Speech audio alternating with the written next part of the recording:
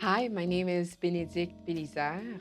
I'm an actor and I worked on the workshop for Chocolat. Hello, my name is Malupe Windukingala, and I am the translator for Chocolat, and produced by Talisman Theater.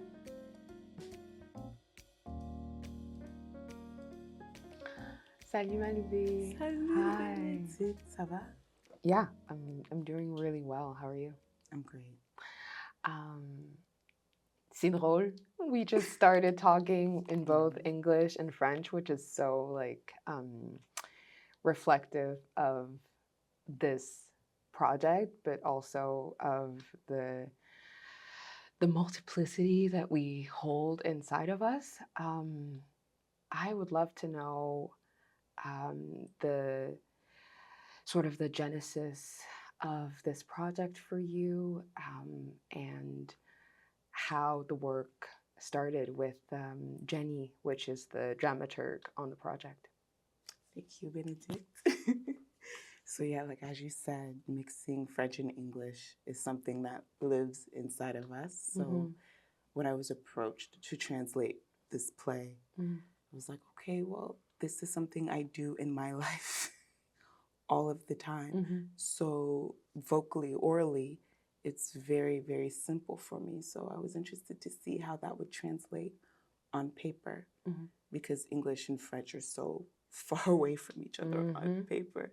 And what's so great about Montreal is we can go back and forth, but they're two completely different languages. Absolutely. You know, with two different cultures as well, two different ways of being.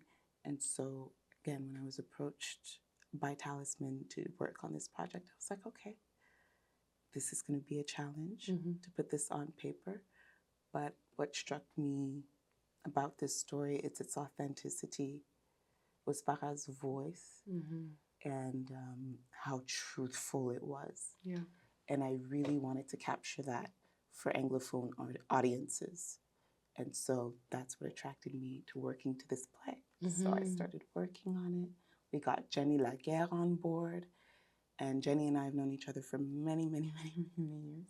And she translates her own plays. And so what I did was I did an initial rough draft just for myself. That way there's no outside eyes.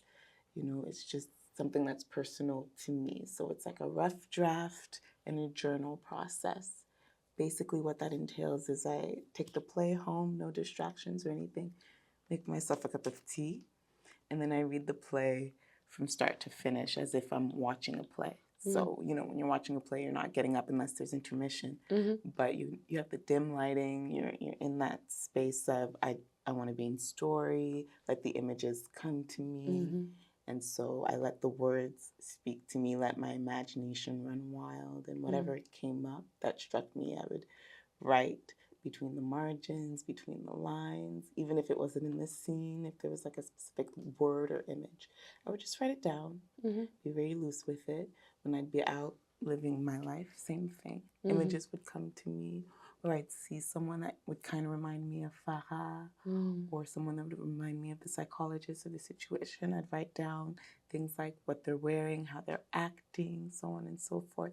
Just letting it be organic and very, very still. And so I finished my rough draft. I met up with Jenny after doing a second pass at it. And so what Jenny helped me do is find the essence of the piece. And one of our first conversations was, are we going to keep Quebecois culture or are we going to translate everything into English? And so we went with my initial thought, which was we're going to keep Quebecois culture, we're going to keep Joelle in the piece because that's the essence of Farah. That's what she grew up in. And that's what makes the piece Quebecois. And it also answers the question, yes, a piece can be Quebecois and Anglophone. Right? Yes. So when Jenny and I were discussing this, we're like, okay, when Anglophone audiences watch this play and they hear like Sacrement and things like that, they'll have an image of Quebec in the piece, and that's what we want because that is Farah.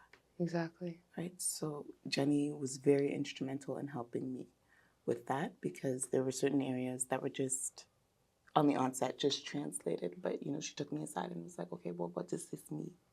What does this mean to you?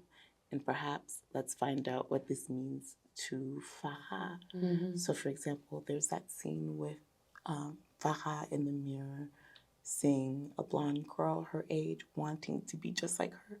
Mm-hmm.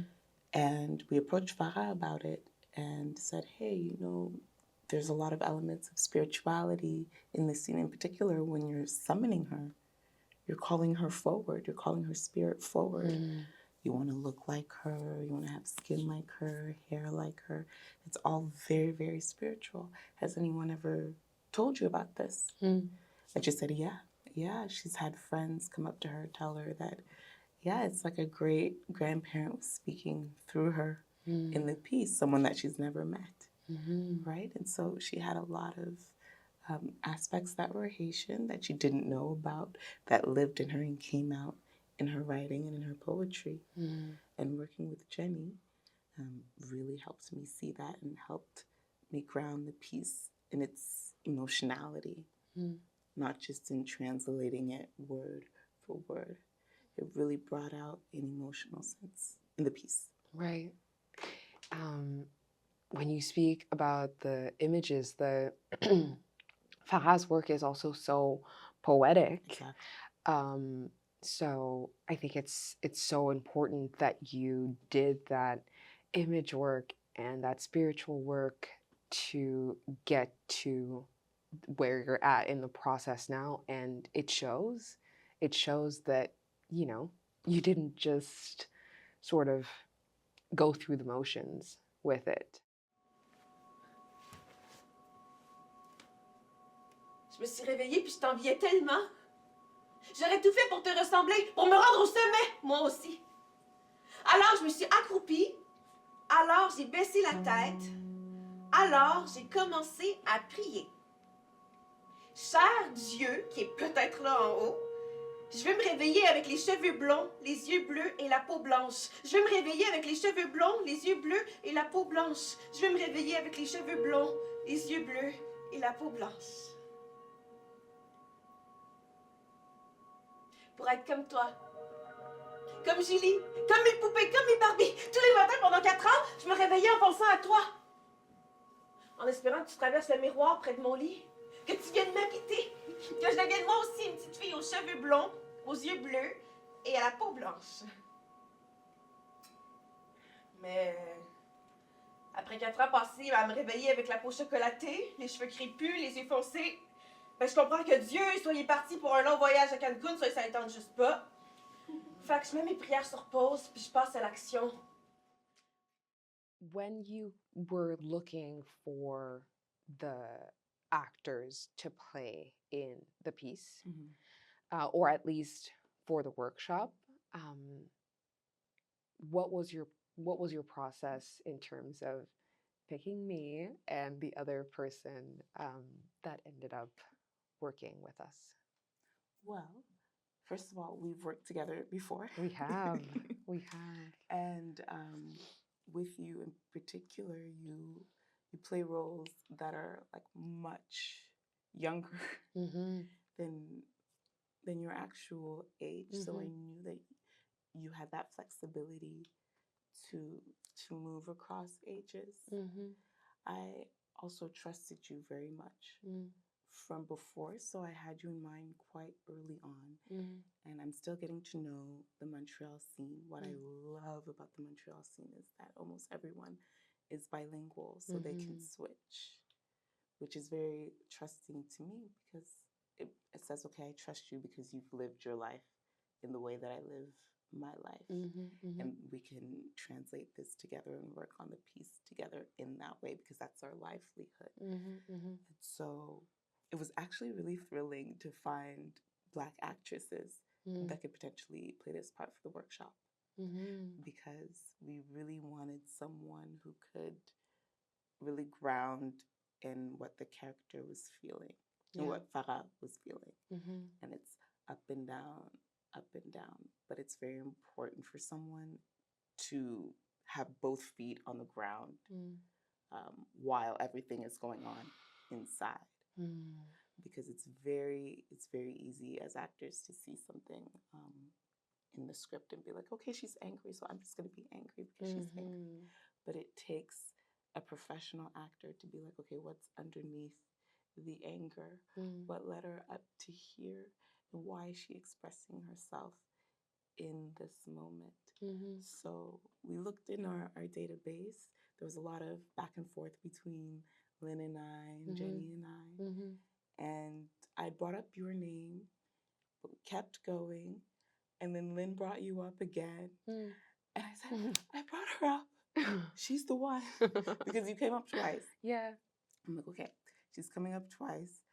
So I'll talk to her and Mm. see what she says. And this was around the time that I went to see you in Scorpio Moon, True. right? You're So right. between the last time we worked together, which was like 7 years ago, Mhm. a long time, and then Scorpio Moon, seeing you again, I'm like, okay, let me see if my instincts are correct. Of course, I came to see to support you, but I was also on the job. I'm like, okay, let me see if my instincts are correct. And so Yeah. I watched the show, and I'm like, yeah, my instincts are correct. You're capable of going deep, but also capable of being grounded when there's so much Mm. happening inside, which is important for Farah Right. because I really wanted things bubbling in the surface in our reads because I felt that that would help find like the colors, the nuances, the hues in the Mhm. words and in the scenes. That's so important that you say that because I I'm so glad that I got to read twice because the first time, this story is very near and dear to me as a Haitian immigrant who had very similar, but not completely the same, of course, Mhm. but similar experiences to the ones that Farah wrote. Um, and so I I remember feeling overwhelmed Mhm. at the first read and sort of just sort of not being fully grounded, because all those images were so real and so um, uh, deep for me. And I know that sometimes for translation purposes, maybe it's preferable for actors to read in a more neutral way, but it was impossible for me to be neutral with this play. Yeah. I had seen it 2 years ago when it had been put up in French at La Licorne, and I had seen it with my sister, and reading it and being part of the workshop sort of cracked open a whole new side to the piece for me. And so, yeah, unfortunately, I guess fortunately, I was able to um, use all of the insight that I have into this world of being um, um, a Haitian immigrant in a Quebecois space. I was able to bring all of that in, all of the nuances that comes with that. And fortunately, I was able to read it a second time and find, yes, all of those emotions, all the up and down, the roller coaster, the different worlds that um, are in the piece, but also find that groundedness that is super helpful, I believe, for you, so that you can actually hear the piece and not simply Translate what you're doing. translate what I'm Oh, doing an as an essence, actor. yeah, Exactly. of what you're doing. And what's great is that I found that um, there was a lot of collaboration in the room. I felt like I could offer whatever came up instinctually for me. And um, if if um, if it was necessary, we would just go back on it, and I'd read it a couple times with your direction. And so I really appreciated that, because I didn't have to put myself in some sort of box. Mhm. I could allow whatever needed to come out. I could express myself, and then lean on you for guidance, and we could lean on each other um, for the images that came up, and the words that maybe sometimes I would flag, because when you speak three three languages, sometimes they get mixed up. They do. They get Oh mixed up in gosh, your Lord mind, knows. right? Yeah. So maybe I'll be speaking in French to you, and then I'll just switch to English, or maybe some Haitian Creole words will just pop up if I'm Mhm. feeling particularly comfortable. Um, and so there was sort of an ease to flagging those moments where I thought, oh, okay, this feels like English, but in French. Right. And so we were able Mhm. to have those discussions of, okay, how do we um, sort of massage the text, and to continue to layer it with yes, absolutely the Quebecois culture, but um, find just The right the word. right word Yeah. to imbue those words with uh, the images that Farah so beautifully wrote. Thank you Yeah. for bringing that up, because when we were finding the right words, I Mm-hmm. felt like windows were being cracked open, be like Yeah. click, click, click, and the image that I had before, or the images that I had before, would be enhanced Mm-hmm. because of the new words that we were finding Mm-hmm. together. And so I remember Farah saying during our first workshop that, wow, it sounds so much better in English. It's way more open. Mm-hmm. Like, absolutely, because, like you said, we're taking time to massage the words, and also when we're hearing the words, like what feels good too. So I thank you for saying that you were given enough space to just be yourself. And yes, if the words, they weren't grounding you at first, that was welcome, Mm-hmm. because that's what you were instinctually feeling. And as artists, we can't shut down what we're feeling in the work. It's very important. And Mm-hmm. choosing you, especially what you were feeling, Mm-hmm. imbued the work that we were doing. So Mm-hmm. I appreciate you sharing that Yeah. and being honest with me about your process with that. Mm-hmm. How did you find, working with me, and also like presenting different words to be different than what I had chosen? Right. I felt quite comfortable. I Mhm. felt quite comfortable because I knew that in the end they were always just suggestions. Mhm. You know, I um I I've become so clear on what my role is in a room. I love workshops so much. Same. I love a Me good too. workshop because Yes. it feels like the possibilities are endless. There's not that sort of pressure of, ooh, we're about to put it up on its feet, and all Mhm. these things are coming together, which are, don't get me wrong, I love that part of the process too. Mhm. But the fact of the the the workshop being having sort of a singular focus, Mhm. and I know that my role as an actor is to continuously just help crack things open. Hey, Mhm. what about this? What about Try that? that. I don't know. Maybe. And Mhm. to know that you were so comfortable to say, I'll think about it. I don't know. Yes, to have that clarity is so important in a room, because then I feel free to suggest whatever I want to, because Mhm. in the end, you're the one that's steering the ship in collaboration with the dramaturg. I'm simply there to yeah, to be a part of the process, but that ultimately you're the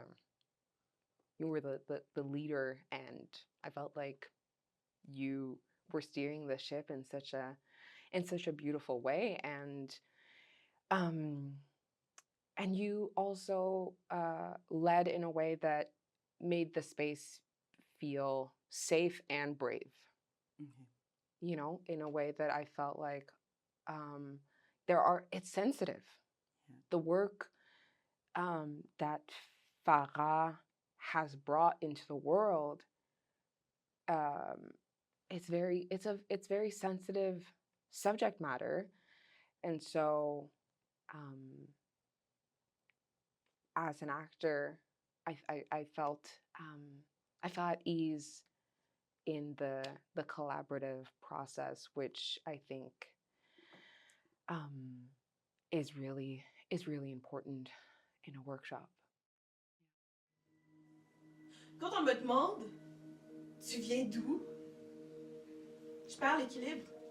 Je renverse par en arrière. Je renverse parce que je me rappelle que le mot intruse est écrit sur mon front en charpie permanent.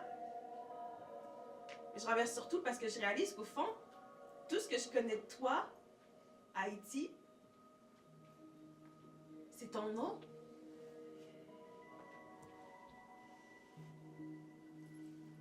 Haïti chérie. La télé me raconte que t'es une terre endolorie, une terre ensevelie, une terre brisée. C'est tellement vulgaire. Je veux dire, je refuse de croire que toi, la terre qui m'a mise au monde, tout ce que tu fais pousser, c'est de la misère et des ouragans. Viens. Viens me raconter ce qu'on m'a jamais appris à l'école. Le récit de ma couleur chocolatée, les victoires de mon peuple. Raconte-moi le goût de tes mangues, la chaleur de ton sable blanc, l'air marin qui écrit des poèmes sur les peaux. Montre-moi le chemin à prendre. Apprends-moi avec quoi on aime. Parle-moi de ma maman que je connais pas. You brought up so many good points. Yeah. But what I want to touch upon is infinite possibilities, which Mhm. is something that I've been working on just on my own, like reading a text and being like, okay, what am I feeling between this moment Mhm. and that moment? Mhm. I don't know if you remember, but we were talking about the lullaby Mhm. in the piece, Yeah. and Jenny brought up like, where do you think Farah was in this space and time singing this lullaby? Is this a lullaby that she just learned for the first time and she wants to sing to her mom? Is this something she sings to herself all the time because she feels that that's what connects her to her mother? Mhm. Does she know the lullaby well? Yes or no?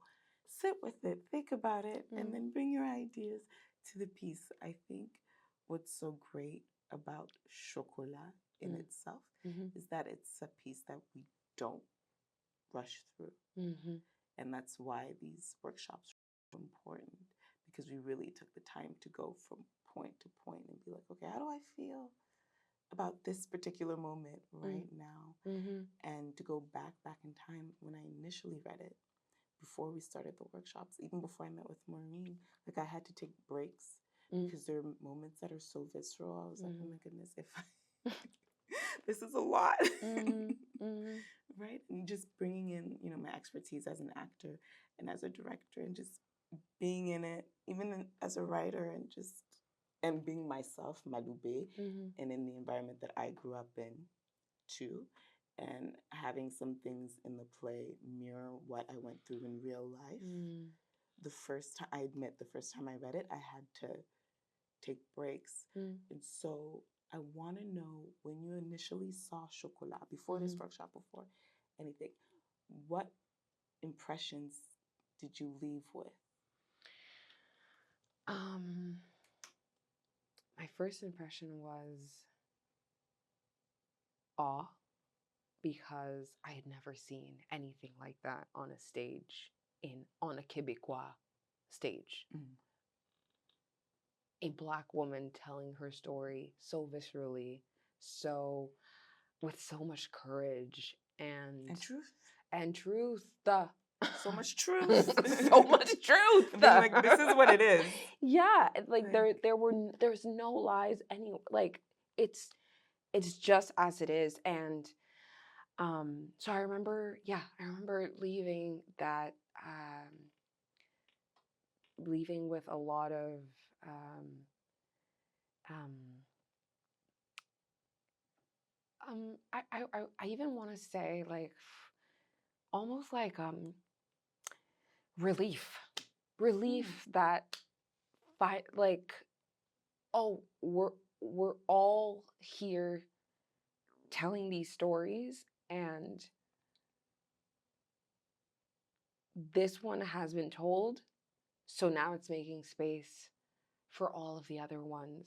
For like, for example, the one that you were a part of, like maybe I think a year Yeah, a year ago. year later, Saint Jaillet. So and that sort of circles back to the work that Talisman is doing, Mhm. where it's just widening the um,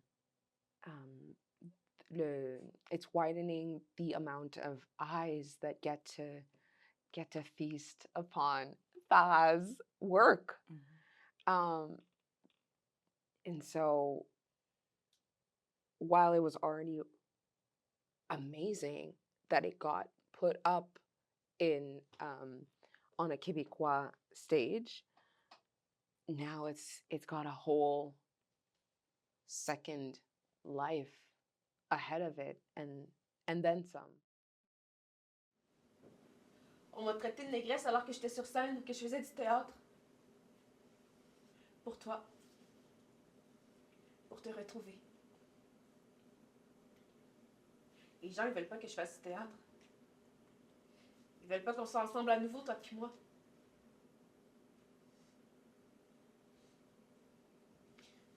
T'en fais pas, maman.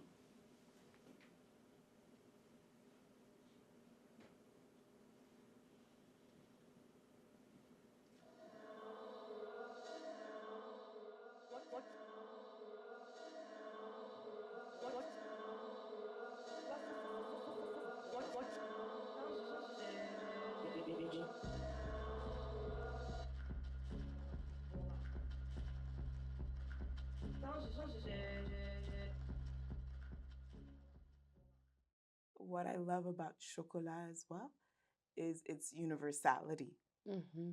right? And Mhm. so part of Talisman, working with Chocolat and making it universal, what I love is that everybody will get to watch it and be like, there were moments where I felt like this. There were moments where I felt like that, and there's no denying it because it's on the stage. Mm-hmm. So I want to know your thoughts about Mm. its universality.